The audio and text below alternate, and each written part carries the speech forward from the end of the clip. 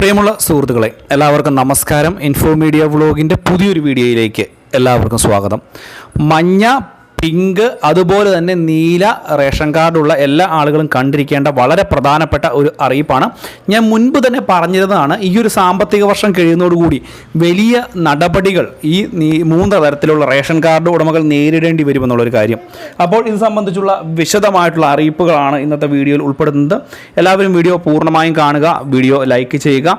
Channel ആദ്യമായിട്ട് കാണുന്ന സുഹൃത്തുക്കൾ തീർച്ചയായിട്ടും നമ്മുടെ ചാനൽ ഒന്ന് സബ്സ്ക്രൈബ് ചെയ്യുക.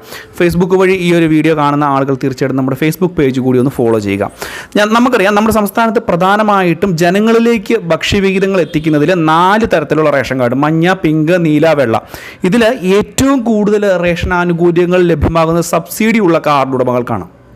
അതായത് മഞ്ഞ, പിങ്ക്, നീല റേഷൻ കാർഡ് ഉടമകൾക്ക്.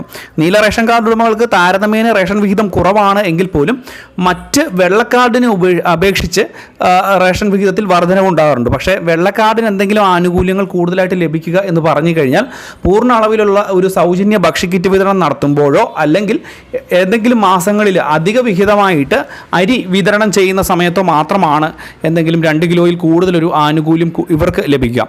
പക്ഷേ ഞാൻ മുൻപ് തന്നെ പറഞ്ഞിരുന്നു, മഞ്ഞ, പിങ്ക്, നീല റേഷൻ കാർഡുള്ള ആളുകൾ ഈ ഒരു സാമ്പത്തിക വർഷം കഴിഞ്ഞ് അടുത്ത സാമ്പത്തിക വർഷം ആരംഭിക്കുക 2026 ഏപ്രിൽ മാസമൊക്കെ തുടങ്ങുന്ന സമയത്ത് നിങ്ങൾ പ്രത്യേകം ശ്രദ്ധിക്കണമെന്നുള്ളൊരു കാര്യം. ഇതിൻ്റെ ഏറ്റവും പ്രധാനപ്പെട്ട കാര്യം, നിങ്ങൾക്ക് അർഹതയില്ലാത്ത കാർഡുകൾ കൈവശം വെക്കുന്ന ആളുകളുണ്ട്. അതായത് നീല കാർഡോ പ്രത്യേകിച്ച് പിങ്ക് കാർഡോ ഒക്കെ കൈവശം വെക്കുന്നത് അർഹതയില്ലെങ്കിൽ അത് കുറ്റകരമാണ്. അല്ലെങ്കിൽ നിങ്ങൾക്ക് ഈ ഒരു കാർഡിൽ നിന്ന് പിന്മാറി വെള്ളക്കാർഡിലേക്ക് മാറേണ്ടതാണ്. ഇതിൽ ഏറ്റവും പ്രധാനപ്പെട്ട കാര്യമെന്ന് പറയുന്നത് നീലക്കാർഡാണ്. നീലക്കാർഡുള്ള എല്ലാവരുടെയും വിചാരം, എനിക്ക് സാമ്പത്തികമായിട്ട് ഇച്ചിരി ശേഷിയുണ്ടെങ്കിലും 1-2 വീടുകളുണ്ടെങ്കിലും എനിക്ക് ഈ ഒരു നീലക്കാർഡ് കൈവശം വെച്ച് കഴിഞ്ഞാൽ കുഴപ്പമില്ല, അത് BPL അല്ല APL കാർഡാണ് എന്ന്. 100% തെറ്റായ ഒരു ധാരണയാണത്. നിങ്ങൾക്ക് നീലക്കാർഡ് കൈവശം വയ്ക്കുന്നതിന് കറക്റ്റായിട്ടുള്ള മാനദണ്ഡങ്ങളുണ്ട്. 1000 സ്ക്വയർ ഫീറ്റിന് മുകളിലുള്ള വീട്, AC ഉള്ള വാഹനങ്ങളുള്ള ആളുകൾ, അതുപോലെ തന്നെ 4 ചക്ര വാഹനങ്ങൾ ഒക്കെയുള്ള ആളുകൾക്കൊന്നും തന്നെ ഈ ഒരു നീലക്കാർഡ് കൈവശം വയ്ക്കാൻ അർഹതയില്ല. അതുപോലെ തന്നെ നിങ്ങളുടെ വീടുകളിൽ ആർക്കെങ്കിലും സർക്കാർ, അർദ്ധ സർക്കാർ സ്ഥാപനങ്ങളിൽ ജോലി ഉണ്ട് എങ്കിൽ അവർക്കൊന്നും ഈ ഒരു റേഷൻ കാർഡ് കൈവശം വയ്ക്കാനുള്ള അർഹത ഇല്ലാത്ത ആളുകളാണ്. അതുകൊണ്ട് തന്നെ പൊതുജനങ്ങൾ ഈ ഒരു നീലക്കാർഡ് കൈവശം വെക്കുന്ന ആളുകൾ പ്രത്യേകം ഒന്ന് ശ്രദ്ധിക്കുക. അടുത്ത പണി അടുത്ത മാസം തൊട്ട് ഉണ്ടാകുമെന്നുള്ള കാര്യത്തിൽ യാതൊരു സംശയം വേണ്ട. ഇലക്ഷൻ കഴിയുമ്പോൾ തൊട്ട് ഇതുമായി ബന്ധപ്പെട്ട നടപടികളുമായിട്ട് മുന്നോട്ട് പോവുകയും ചെയ്യും. അതുപോലെ തന്നെ പിങ്ക്, മഞ്ഞ ഈ റേഷൻ കാർഡിന് നിങ്ങൾക്ക് അർഹതയില്ലാത്ത ആളുകൾ ഉടനെ തന്നെ ഈ റേഷൻ കാർഡ് നിങ്ങൾ ഒഴിവാക്കി നിങ്ങൾ മഞ്ഞക്കാർഡിൽ നിന്ന് നീലക്കാർഡിലേക്ക് പോകേണ്ടവരാണെങ്കിൽ ആ നീലക്കാർഡിന് വേണ്ടി പോകാൻ പ്രത്യേകം ശ്രദ്ധിക്കുക.